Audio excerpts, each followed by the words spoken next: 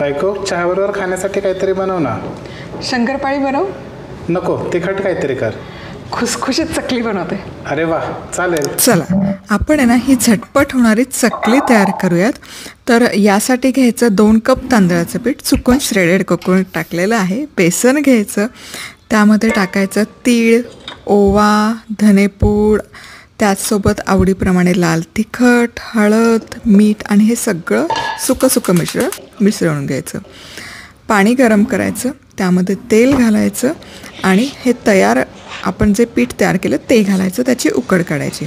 उकड छानपैकी मळून घ्यायची आणि चकलीचा साचा घेऊन त्यामध्ये ही तयार उकड घालून चकल्या पाडून घ्यायच्या आणि या चकल्या मंद आचेवर छानपैकी तळून घ्यायच्या.